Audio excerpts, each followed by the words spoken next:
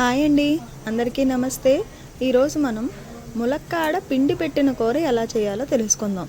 దానికోసం కావాల్సిన పదార్థాలు: నానబెట్టిన పెసరపప్పు, ములక్కాడలు, కొబ్బరికాయ ముక్కలు, జీలకర్ర, వెల్లుల్లిపాయలు, పచ్చిమిర్చి, అలాగే పైన వేయించుకోవడానికి చాయ్ పప్పు, ఆవాలు, జీలకర్ర, ఎండుమిరపకాయ, కరివేపాకు నేతిలో వేయించుకున్నాం అన్నమాట. ఓకే, ఇవి మనకి కావాల్సిన పదార్థాలు. దీని తయారీ ప్రాసెస్: ముందుగా స్టవ్ వెలిగించి మూకుడు పెట్టి అందులో మనం ములక్కాడలను వేసి తగినంత వాటర్ పోసుకుని ఉడికించుకోవాలి. ఆ ములక్కాడలను ఉడకడానికి కొద్ది సమయం పడుతుంది కాబట్టి లైట్గా ఆ ములక్కాడలు పీల్చుకునేంత ఉప్పు వేసుకోవాలి.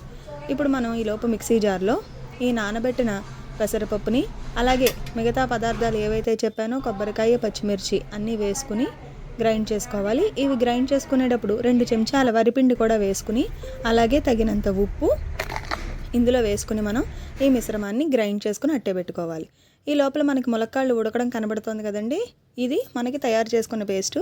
ఈ ఉడుకుతున్న ములక్కాళ్ళలో మనం ఇందాక వేయించుకున్నటువంటి పోపును వేసేసి, అలాగే మనం ఇందాక రుబ్బుకున్నటువంటి ఈ కొబ్బరికాయ, పెసరపప్పు పేస్టును కూడా వేసుకుని గరిటె పుచ్చుకుని వదలకుండా కలుపుకోవాలి. ఎందుకంటే ఇది ఉండగట్టే ప్రమాదం ఉంది కాబట్టి మనం మరుగుతున్న నీళ్ళల్లో ఈ మిశ్రమాన్ని వేసి చాలా జాగ్రత్తగా ఉండలు కట్టకుండా కలుపుతూనే ఉండాలి, సిమ్లో పెట్టుకుని స్టవ్ని.